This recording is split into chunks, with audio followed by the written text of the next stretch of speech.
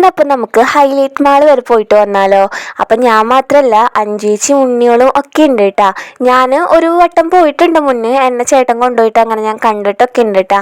അങ്ങനെ പിന്നെ നമ്മൾ ഒല്ലൂരിൽ നിന്ന് ഓട്ടോ വിളിച്ച് അങ്ങനെ ഹൈലൈറ്റ് മാളിൻ്റെ മുന്നിൽ വന്ന് ഇറങ്ങി. അങ്ങനെ അതിൻ്റെ ഉള്ളിലേക്ക് കയറി ഫസ്റ്റ് നമ്മൾ കണ്ട തന്നെ ആൻറ്റിക് ജ്വല്ലറീസിൻ്റെ കളക്ഷൻസും ഒക്കെ ആയിട്ടുള്ളതായിരുന്നു കേട്ടോ. ആ കമ്മലൊക്കെ കാണാൻ എനിക്ക് നല്ല ഇഷ്ടമായിട്ടുണ്ടായിരുന്നു. പക്ഷെ നമ്മളങ്ങനെ മേടിച്ചൊന്നുമില്ല. പിന്നെ നമ്മൾ മാക്സിൽ കയറി കുറച്ച് ഡ്രസ്സൊക്കെ മേടിച്ചിട്ടുണ്ടായിരുന്നു. പിന്നെ ഹരീഷ് മേച്ചിക്ക് ഇങ്ങനെ സ്പ്രേ ഉണ്ടാക്കുന്ന സ്ഥലത്ത് നിന്ന് സ്പ്രേ മേടിക്കണം എന്ന് പറഞ്ഞിട്ട് അവിടെ നമ്മൾ കയറി നമ്മൾ ട്രെയിലൊക്കെ നോക്കിയിട്ടൊക്കെ ഉണ്ടായിരുന്നു കേട്ടോ. അങ്ങനെ പിന്നെ നമ്മൾ നേരെ മുകളിലേക്ക് പോയി കുഞ്ഞൂസിന് ഗെയിം കളിക്കാൻ വേണ്ടിയിട്ട്. അങ്ങനെ നമ്മൾ അവിടെ നിന്ന് കാർഡും ഒക്കെ എടുത്തതിന് ശേഷം അങ്ങനെ ഗെയിമൊക്കെ കളിക്കാൻ തുടങ്ങിയിട്ടാ.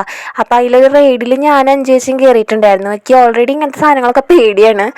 വീഡിയോ എടുക്കാൻ വേണ്ടി കയറിയിട്ട് ഞാനാണെങ്കിൽ ചിരിക്കുകയാണോ കരയുകയാണോ വേണ്ടതെന്നുള്ള അറിയാത്തൊരു സിറ്റുവേഷനായി പോയിട്ടുണ്ടായിരുന്നു.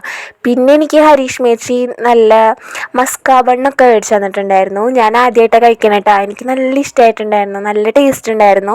പിന്നെ നമ്മൾ പിസയും അതുപോലെ KFCയും ഒക്കെ ഓർഡർ ചെയ്തിട്ടൊക്കെ ഉണ്ടായിരുന്നു. എനിക്കാന്ന് വെച്ച് കഴിഞ്ഞാൽ അത് കഴിക്കാൻ വയറ്റിൽ സ്ഥലം ഉണ്ടായിരുന്നില്ല. നമ്മൾ മന്തി കഴിച്ചിട്ടാണല്ലോ അങ്ങോട്ട് പോയിട്ടുണ്ടായിരുന്നേ.